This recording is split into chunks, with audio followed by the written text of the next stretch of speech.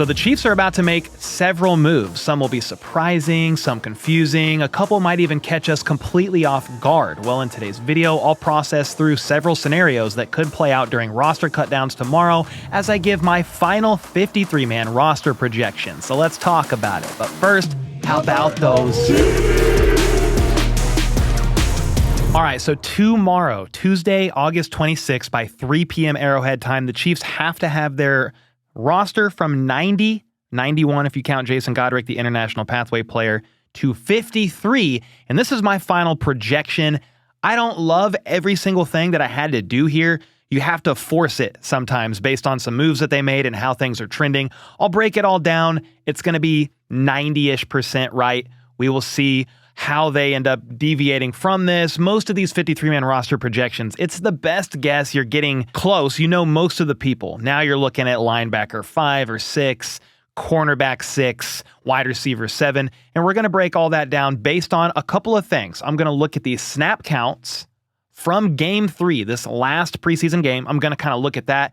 You'll see it up here on screen. Anybody that's on the far right playing snaps on any position group, most likely is not making the roster, and that is the coaching staff kind of really telling you that without having to tell you. But with all that in mind, let's just get right into it. Quarterbacks 2, Patrick Mahomes and Gardner Minshew. I think Chris Oladokun has looked better than Bailey Zappi. Chris O's on the practice squad. Not really sure about Zappi at this point in time. With running backs, I'm still going with 4. I am not extremely confident about this room, though, and what the Chiefs could end up doing. Yes, Isaiah Pacheco, Kareem Hunt, Elijah Mitchell, we'll see about him, Brashard Smith. Those are my 4.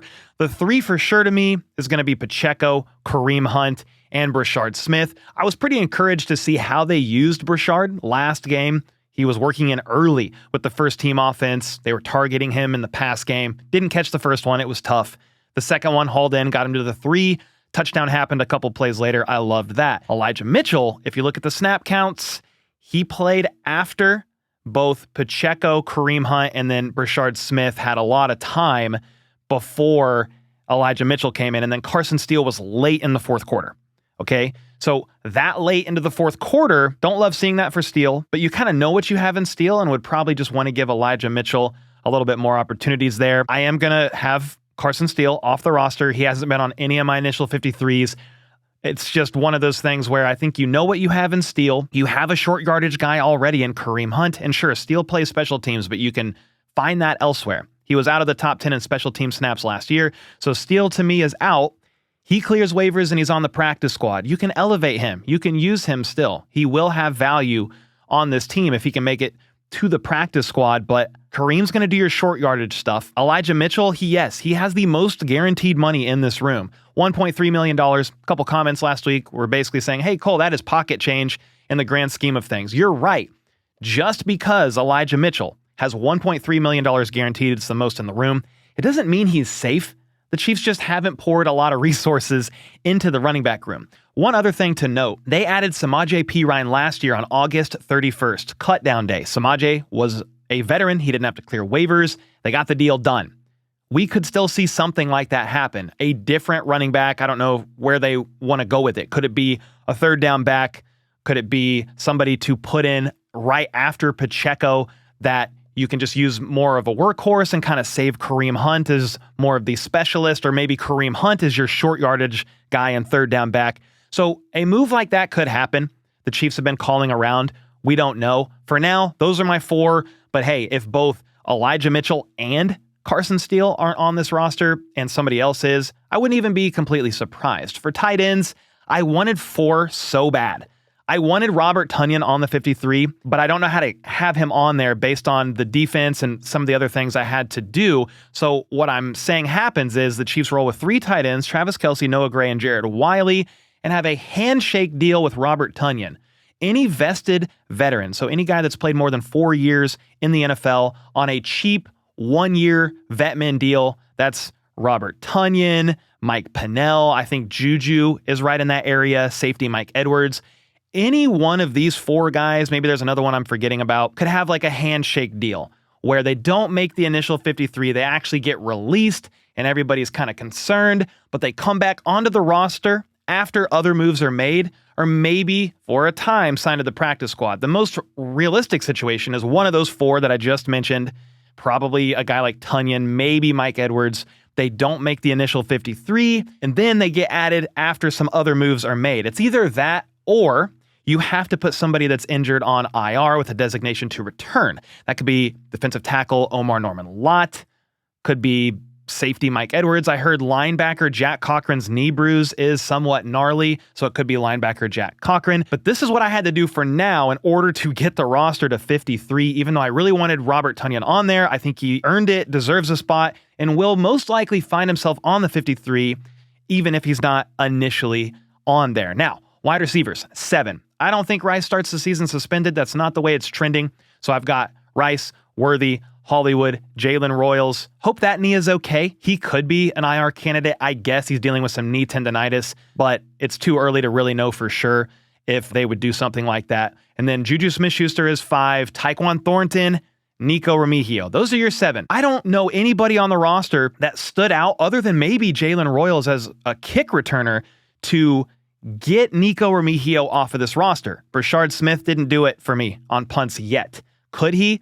Possibly, but Nico has been the most reliable and had some of the best returns really this preseason in the limited opportunities they were given. So I have to have Nico on there as your punt and kick returner. It is so important just to have somebody that can catch balls back there, and he can catch passes, okay? He's not getting targeted a lot, but Nico made a really nice 3rd down catch last week, high-pointed, contested grab. I was very impressed with that. So you can use Nico on offense if you have to. He's not the most athletic guy compared to some of these other track athletes that are on the roster sprinting around, including Tyquan Thornton that caught a 58-yard bomb and officially locked himself on the roster if you didn't already think he was going to be on there. So yes, Nico is going to be a depth piece on offense. Then he's going to be your returner. So in order to have all these guys on the roster, 4 running backs, 3 tight ends, 7 wide receivers, 2 quarterbacks, I went with 9 offensive linemen just like I did last week. You could go 8, but I just struggled having some of these guys not make the roster. We know the starting 5 and then the 6th guy right away. Josh Simmons, Kingsley Suamataia, Creed Humphrey, Trey Smith, Jawan Taylor, Jalen Moore, Mike Caliendo. That's your backup guard. Next guy in, Wanye. He could be a trade candidate. I've seen some people say, hey, Wanye could be on his way out. He's still on a rookie deal, and they have plenty of tackle help, tackle depth. We'll see about that. I like having Wanye on there. He's been your second team left tackle. If, God forbid, one guy gets hurt, it's Jalen Moore, right? He could go right tackle. He could go left tackle. But what happens if there's 2 tackle injuries? Who are you going to have out there? I think Wanye would be that guy. Mike Caliendo is the next guy along the interior. Hunter Norzad, I have him on there too because he's your backup center and has interior flex. I think he even played right tackle a little bit in college. So it does have guys like CJ Hansen, Ethan Driscoll off the roster. I don't know if that's for sure what's going to happen. Ethan Driscoll's dealing with the appendectomy. I don't think that's enough to put him on IR, but I just struggled what to do. I wanted a 10th lineman, but when you have all these other guys on there, you just can't. I couldn't do it. I couldn't justify it. So for now, that's just kind of how it looks. And before I get to the defense, because that's where things get pretty intriguing as well, I did want to say, if you want some of these shirts that I wear, a lot of people are asking, where do you get your shirts? This is Made Mob. Made Mob is an awesome clothing line in the Kansas City area. Go to mademob.com/HBTChiefs and use code HBTChiefs. That's going to give you 20% off. I'm an affiliate with them, so I do get some kickback. But I bought this shirt and like 7 others last week. I just love their shirts. The villain shirt, all the shirts you see me wear, most of them are from Made Mob. All right, now for the defense, 5 defensive ends, Carl Loftus, Mike Dana, Charles Omenihu, Ashton Gelati, and number 5 still might not be on the roster. It could be Malik Herring at number 5, but I wouldn't be surprised if they try to make another move there because of Janarius Robinson and Felix Anudike-Uzama going on IR. Yes, if you look at the snap counts from this game, the defensive end room, they have other guys, and 2 of them they just signed. They have Nate Matlack, they have Owen Carney. They both played late into the 4th quarter, as did Malik Herring. It's just really tough to know if they're confident enough in the floor of that room after FAU and Janarius Robinson. FAU was going to make the roster most likely, but he's probably got a higher floor than any of these other guys there. So if they're not happy with it, that's why I would not be surprised to see another defensive end on the roster, either via a trade or just claimed off of waivers. For linebackers, to get this compliant to 53, I've had 6 this entire time, and I went to 5. Here's what I did. I had Nick Bolton, Drew Tranquill, Leo Chenal, Jeffrey Bossa, and Cam Jones. If you look at the snap counts from preseason game number 3, Cam Jones did work in immediately after those guys. Bossa worked in really early too. Now, Drew Tranquill didn't play because of his back, okay? So that was 1. And then Jack Cochran with the knee contusion. He did not play either, so you had Jeffrey Bossa and Cam Jones working in before Cole Christensen, who I had on there making the bottom of the linebacker room in my last projection last week. And this is what I had to do. Okay, I don't know if the Chiefs are going to do this, but in order to get 53, I put Jack Cochran on IR with a designation to return. If that knee bruise is serious enough, and let's say they're like, he could probably return week 3, week 4, let's just put him on IR, designation to return after 4 weeks.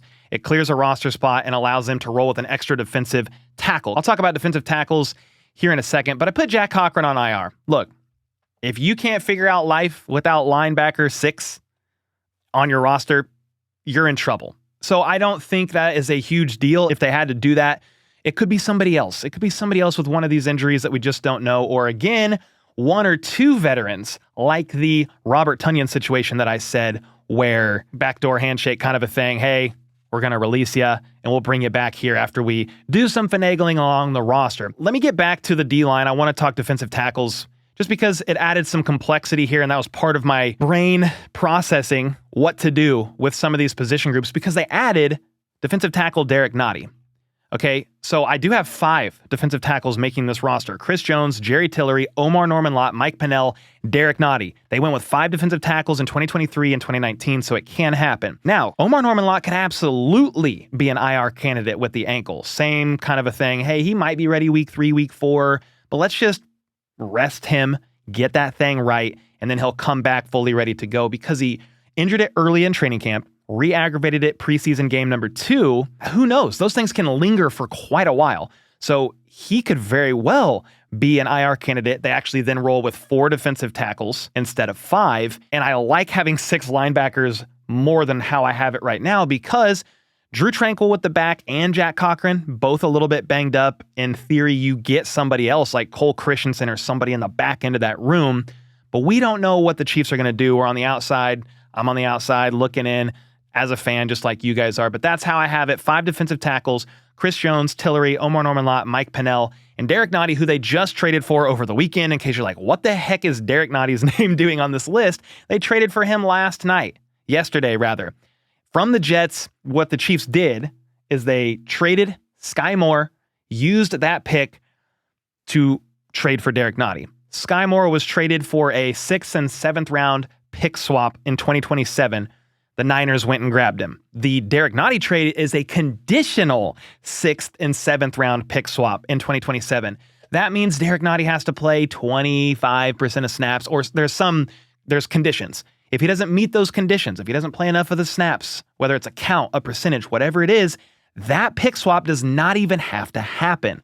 Okay, so you traded away Sky, you use that potential pick on Nottie, you have 5 defensive tackles now, and some people are saying, why on earth would you trade for Derek Nottie? The Chiefs didn't even want him on the 53-man roster.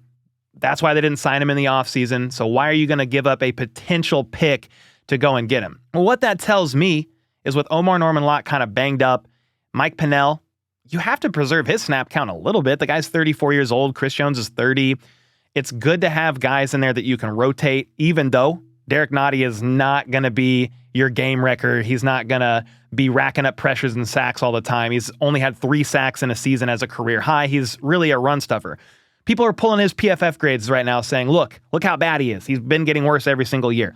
Well, what the Chiefs training staff, or coaching staff rather, are telling you is if you look at the depth guys, the interior defensive line that played at the end of this game, I'm just looking at the snap counts again. You've got Marlon Tuipulotu, Fabian Lovett, Keziah Izzard. They are telling you right now, they think the floor that Derek Nottie brings to the room is higher than Tuipulotu, Lovett, or Izzard. That's how I'm seeing it. They're the guys evaluating every single snap, training camp practice, all of it. And they're telling us right now they believe Derek Nottie has a higher floor than any of those guys. So that's why they did it. That's why I have 5 defensive tackles, 5 defensive ends. I went with 5 linebackers instead of 6, putting Jack Cochran on IR. That's just one guess of many that this could happen to, being placed on IR. Cornerbacks, I still went with 6. Trent McDuffie, Jalen Watson, Christian Fulton, Noel Williams, Chris Roland Wallace, and Najee Johnson. I really liked seeing how many snaps Christian Fulton played last week. Don't read into how late he played at all. He signed a 2-year, $20 million contract with the Chiefs this offseason. This was what Jalen Watson basically did last year. I believe it was last year when he missed a lot of training camp because he had off-season shoulder surgery.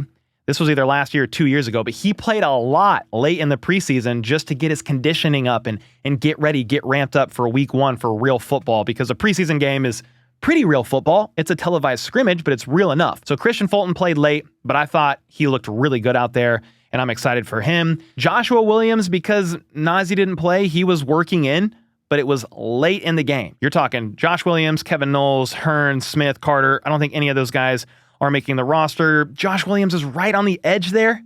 So it's a possibility that he can make it. He could also be a trade candidate here today, tomorrow. That's why I'm trying to get this video out ASAP. Changes are going to happen. But that's kind of how I have the room right now. I still have Josh Williams as the odd man out. Safeties, I went with 4. They very well could go with 3 and flip another position group somewhere, having Mike Edwards released. But again, he's a vested veteran on a vet min deal, and you can just kind of use that to correct somewhere else for now. But I do have Jaden Hicks, Brian Cook, Jamari Connor, and Mike Edwards. In a perfect scenario, maybe they do add some safety help or interior O-line depth if they want to. I am a little bit nervous if Kingsley isn't what they are hoping for down the road. You have Trey Smith, yes, but then Mike Caliendo, I guess, would be the next man up. But then what happens if Caliendo or Trey Smith gets injured? I'm a little concerned about the interior O-line depth, unless the coaching staff is just very high on somebody like Hunter Norzad. So that's 50 based on how I have it. Offense, defense, 3 specialists, Winchester, Butker, Ariza. We know that. This is going to be a lot of fun. There's going to be some things on here that I got wrong. It's okay. It's just part of the fun process as we get ready for real football next week. Cut downs are tomorrow from 90, 91, if you count Jason Godric, 253. A lot is going to happen here. Some surprises are going to happen here. You guys got to let me know what you think could happen, where you agree, disagree with me. Process through it with me in the comments down below. And until next time, let's go. Let's freaking go. How about those?